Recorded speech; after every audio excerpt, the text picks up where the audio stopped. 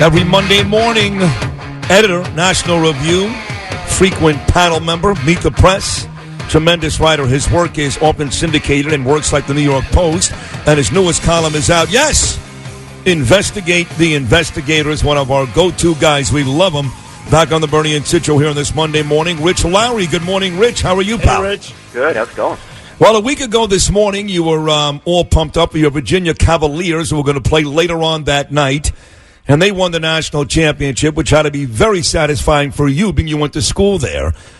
But I got to tell you, it paled in comparison in terms of a sports story to what we all watched yesterday. I admit, as a man and a father of two, I cried when Tiger Woods held his son yesterday. How emotional did my friend, the great sports fan, Rich Lowry, get yesterday? Amazing. Yeah, no, I felt the same thing when he was hugging his family, and what was just amazing, he was just completely unflappable. No sign of the pressure getting to him at all. His face never changed. That whole back nine never changed. Yeah, and what I was struck by also is the two guys he was playing with, Molinari and Finau. Is that how you say the guys? Finau, yes. Yeah, I mean the difference between them was like a double bogey, maybe here or there. Yep. You know, right. just the margin. There's no margin of error, so you can't flinch. He didn't, and it's the sports story of the year. But did you cry is the question. I didn't cry. I Okay. felt emotional. Yeah, you were emotional. I'm not beyond crying during sports No. events, but I didn't quite.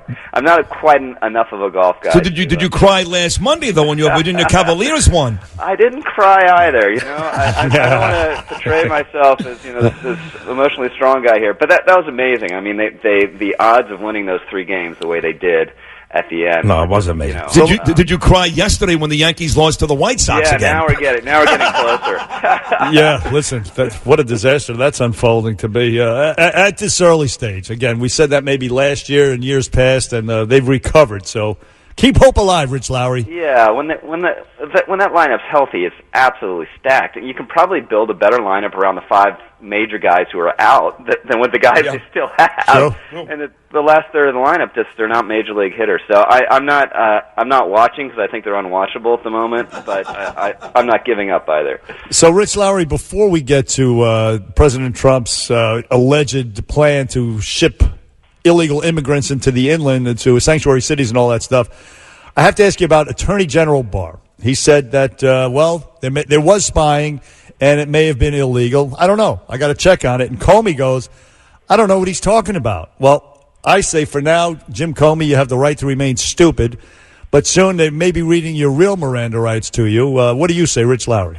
Yeah, I mean, the words spying and surveil are the same thing. Spying's a pejorative word, but it's a totally acceptable word. If you look up the FISA court, which, proves domestic surveillance, the press will sometimes refer to it casually as the spy court, because these are the same things. And if you point out what Barr was getting at, was just a question of whether this surveillance was properly predicated. And I don't know why everyone should be so up in arms and freaked out that he wants to, as Attorney General of the United States, go back and understand what role the FBI and the Justice Department had in this thing getting rolling in the first place and whether it was appropriate. Of course he should be doing that. If they have nothing to hide, then what's to worry? And why, by the way, didn't they tell the Trump campaign anyway? That's another question. But yeah, it seems like every step of the way they took the most extreme measure possible. And I've been thinking a lot about, we'll learn more about him as soon as we get the report, today or tomorrow. But Carter Page, he just seemed all along kind of this hapless guy who was caught up in this thing and he was completely over his head, but not, a master spy. But that's what the FBI portrayed him as. Said to the court that he was the center of this conspiracy with Russia that didn't exist. Right. So let's find out why that happened. All right, President Trump telling everybody he's going to start busing in these illegal immigrants to sanctuary cities, states that are good with that, places like New York, San Francisco. You want those people there, even though they're committing horrendous crimes every single day. You can have them. A lot of us think that was a little bit tongue-in-cheek and President Trump being dramatic, although he is trying to prove a point that what's going on here in America is unacceptable. Do you think President Trump was having some fun? Do you think he was actually being serious? I think it's a rhetorical point. I totally agree with you. He said Friday or whatever on camera. He's like, "You want illegal immigrants? We got lots of illegal immigrants." And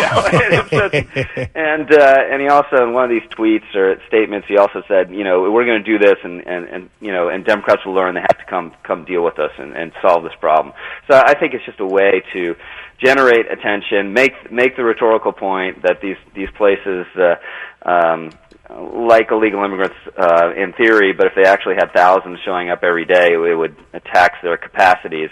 But again, I hate to be a broken record on this. The only way really to solve it is for Congress to pass a few changes in the rules, which it could do easily in an afternoon without violating our values or doing anything unreasonable. But Democrats don't want to do that.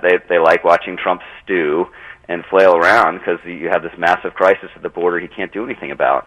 Right, and but by the way, they took the bait. I think he was trolling them as well. They took the bait. They're essentially he called their bluff. They want open borders, no walls, and he says, "Okay, I'll put them in your city." And they say, "No, you can't do that. You can't do that." It's almost like these people, I mentioned this to Sid earlier, that live on the Upper West Side. You put a homeless shelter, these liberal people, uber liberal, you put a homeless shelter in on their block, and they freak out. No, you can't do that here, not here. Put it up in the Bronx. Yeah, exactly. And people are saying, well, this is only because Trump thinks this will only be punishment because he thinks all these immigrants are criminals.